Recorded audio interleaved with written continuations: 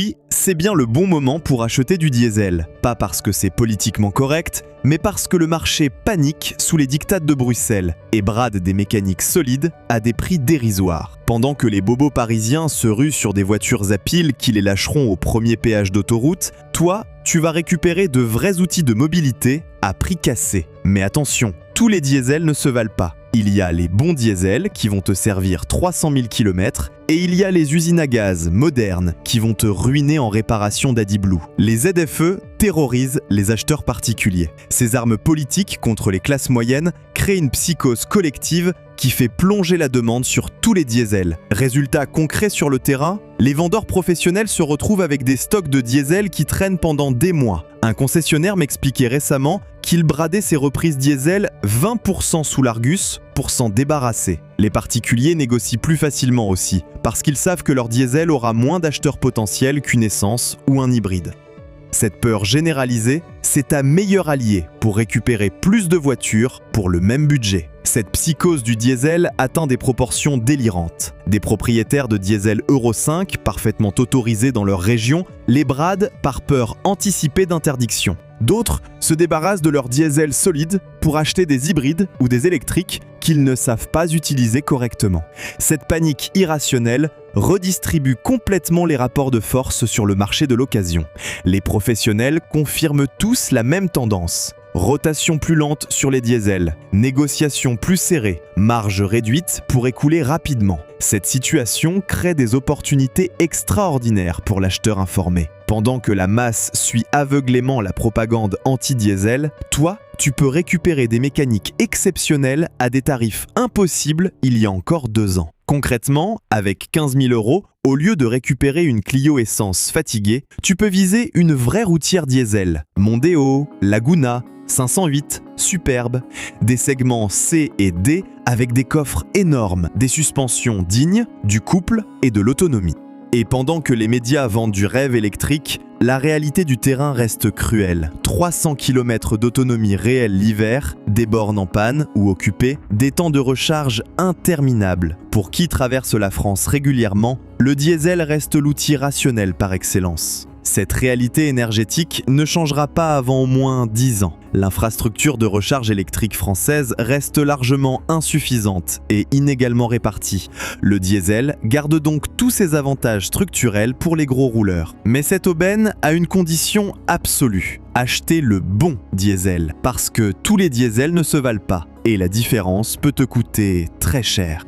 Voici la règle d'or qui va te faire économiser des milliers d'euros. Vise un diesel d'avant 2015, sans système AdiBlue. Ces mécaniques-là, c'est le jackpot absolu. Pourquoi ? Parce qu'elles n'ont pas encore été massacrées par la technocratie européenne et ses normes anti-pollution délirantes. Un 1,6 litre HDI de 2012 ou un 2 litres TDI de 2014, c'est de la mécanique éprouvée, documentée, avec des pièces détachées abordables et des garagistes qui connaissent. Pas de pompe AdiBlue à 1 500 €, pas d'injecteur AdiBlue à 800 €, pas de capteur NOx à 600 €. Juste du diesel qui fait du diesel. Il brûle du gazole, il produit du couple, point final. Ces moteurs représentent l'âge d'or du diesel moderne, suffisamment évolué pour être performant et économe, mais pas encore empoisonné par la surenchère anti-pollution. Il bénéficie de l'injection haute pression, de l'électronique de gestion optimisée, mais échappe encore au délire réglementaire des années suivantes. La norme Euro 5, appliquée entre 2009 et 2015, représente le meilleur compromis entre performance et simplicité. Les constructeurs maîtrisaient parfaitement ces motorisations, les ont produites en grande série, documentées extensivement. Résultat, robustesse éprouvée et budget d'entretien prévisible. Ces moteurs-là peuvent encaisser 300 000, 400 000 km sans broncher, si l'entretien suit. Cette longévité exceptionnelle tient à plusieurs facteurs techniques. Conception robuste avec des marges de sécurité importantes, matériaux éprouvés, assemblage de qualité industrielle mature. Les retours d'expérience convergent tous. Un 2 litres TDI de 2013 reste plus fiable à 250 000 km qu'un 2 litres TDI de 2018 à 120 000 km. Le secret de leur longévité ? La simplicité. Pas de régénération forcée qui encrasse tout. Pas de stratégie anti-pollution qui perturbe la combustion. Pas de capteurs hypersensibles qui mettent la voiture en mode dégradé pour un rien. Ces diesels anciens, ils ont été conçus pour durer, pas pour passer des normes impossibles. Cette simplicité se traduit aussi par des coûts d'entretien prévisibles et maîtrisés. Pas de surprise à 2000 € pour un capteur défaillant, pas de mise à jour logicielle à 300 €, pas d'obsolescence programmée déguisée. Les pannes sont rares, diagnosticables facilement, réparables à coût raisonnable. Bien sûr, il faut vérifier l'entretien avec un œil d'expert, carnet de maintenance complet, facture qui prouve les vidanges rapprochées, pas de trajet urbain intensif qui aurait pu encrasser le FAP. En plus, ces diesels anciens échappent souvent aux restrictions ZFE les plus strictes grâce à leur date de mise en circulation. Un diesel Euro 5 de 2011 à 2012 peut encore circuler dans de nombreuses zones où un diesel Euro 6 récent sera interdit. L'absurdité bureaucratique a son paroxysme. Mais attention, le piège suivant peut te coûter 5000 € en seulement 2 ans.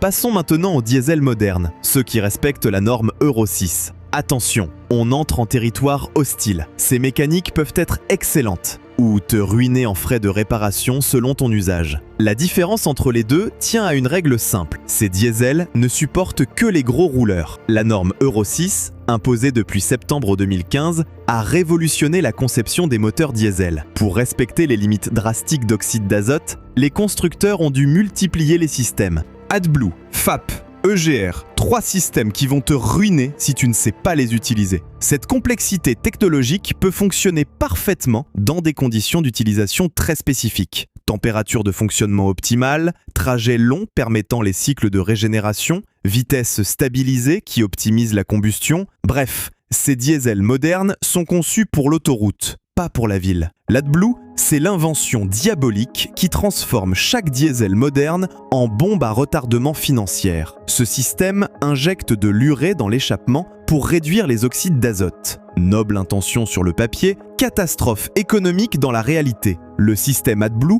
comprend une quinzaine de composants différents, tous susceptibles de tomber en panne. Réservoir, pompe de dosage, injecteur, capteur de qualité, module de contrôle. Chaque élément coûte entre 200 et 1500 € en pièces détachées. D'abord, cristallisation de l'urée dans les conduites, si la voiture reste immobilisée longtemps ou roule trop en ville. Ensuite, colmatage progressif de l'injecteur qui dose de plus en plus mal. Puis panne franche avec voyant moteur et limitation de puissance. Tu sais ce qui différencie un diesel qui dure de celui qui te ruine? L'usage.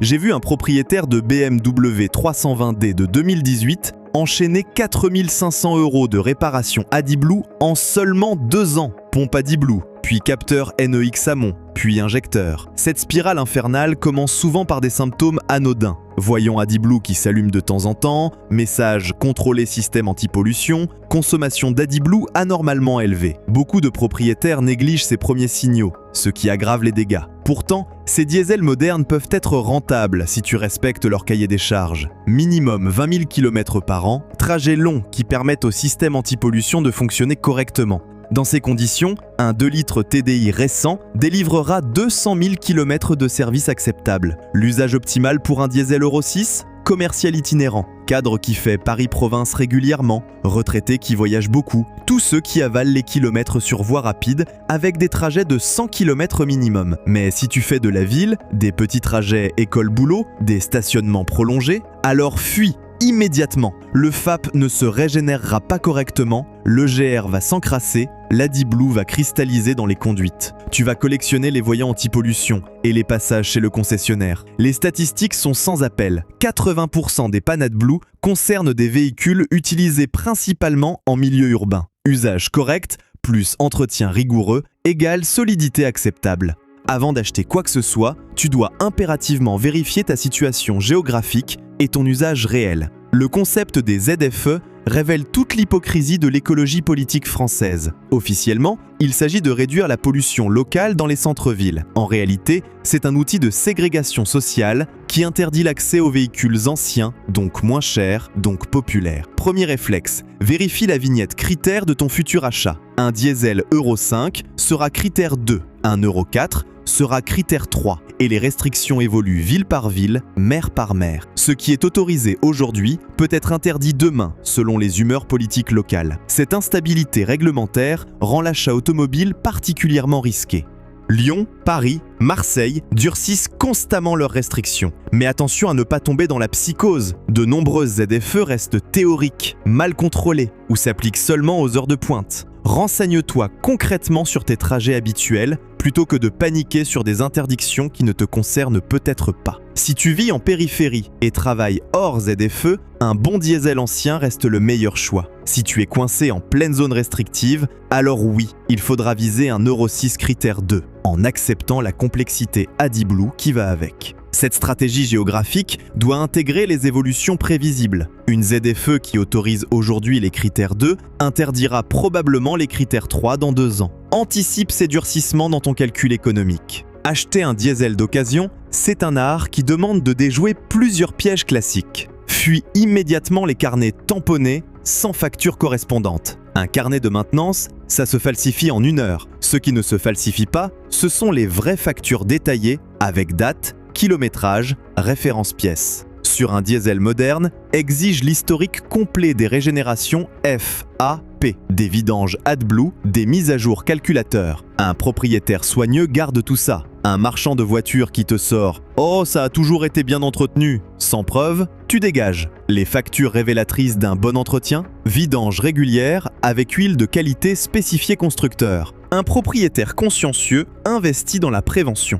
Un diesel qui a passé sa vie dans les embouteillages, c'est un diesel mort. FAP encrassé, EGR bouché, injecteur sale. Tous les systèmes anti-pollution d'un diesel moderne ont besoin de température et de régime pour fonctionner. La conduite urbaine les tue à petit feu. Comment détecter un diesel urbain? Facile. Regarde l'usure des pédales par rapport au kilométrage. Des pédales très usées pour un kilométrage modeste, c'est suspect. Un embrayage fatigué sur un diesel récent, c'est louche aussi. Et surtout, teste longuement. Mon cuit dans les tours sur route. Vérifie que tout répond normalement. Beaucoup de diesels modernes sont couplés à des boîtes robotisées ou DSG qui vieillissent mal. Une DSG qui patine, c'est 4 000 € minimum. Les boîtes robotisées représentent le talon d'Achille de nombreux diesels modernes. Le coût des réparations atteint des sommets vertigineux. Une DSG 7 rapports défaillante coûte entre 3 000 et 5 000 € à remettre en état, souvent plus cher que la valeur résiduelle du véhicule. Privilégie les boîtes manuelles ou les convertisseurs classiques. C'est moins sexy sur la fiche technique, mais infiniment plus durable sur le terrain. Maintenant, mes recommandations concrètes selon ton profil d'usage. Ces conseils peuvent te faire économiser des milliers d'euros ou au contraire, t'éviter le gouffre financier. Pour le puriste qui veut garder sa voiture 10 ans, vise un diesel pré-2015 sans AdBlue, 150 000 à 250 000 km bien entretenu. Oui, tu peux acheter à 200 000 km si l'historique est limpide. Ces mécaniques-là sont à peine rodées à ce kilométrage. Un moteur diesel correctement entretenu atteint sa pleine maturité vers 150 000 km. Rodage parfait, jeu mécanique stabilisé, lubrification optimale, cette logique d'achat permet d'accéder à des véhicules haut de gamme à prix abordable. Un BMW 520D de 2013 avec 240 000 km, mais historique complet, se négocie vers 12 000 €. Cible prioritaire, 1,6 litre HD IPSA d'avant 2012, 2 litres TD IVAG d'avant Dieselgate bien suivi, DCI Renault selon les codes moteurs. Évite les séries à problèmes connus, privilégie les finitions dépouillées, vise la boîte manuelle. Pour le gros rouleur qui avale l'autoroute, tu peux tenter un diesel Euro 6 récent, mais assume la complexité. Budget, un matelas de 3 000 € pour les frais. Vise les grosses cylindrées 2 litres ou plus, évite les petits moteurs suralimentés à fond. Cette stratégie du gros rouleur nécessite une approche budgétaire spécifique. Le prix d'achat initial ne représente que 60% du coût total de possession. L'équation économique reste favorable au-delà de 25 000 km annuels. L'économie de carburant compense largement les frais techniques supplémentaires. Et surtout, teste l'usage réel avant d'acheter. Si tu fais moins de 25 000 km par an avec moins de 50% d'autoroute, renonce. Ces diesels modernes ne pardonnent pas un usage inadapté. Pour l'urbain, le petit rouleur, n'achète pas de diesel. Point. Tourne-toi vers l'E85 si tu veux de l'économique et du souverain, ou vers un hybride Toyota HSD si tu veux de la durabilité prouvée. Le diesel urbain, c'est l'arnaque assurée. L'E85 représente effectivement l'alternative la plus rationnelle pour l'usage urbain et périurbain. Carburant français, prix stable autour de 0,70 € par litre, réseau de distribution en développement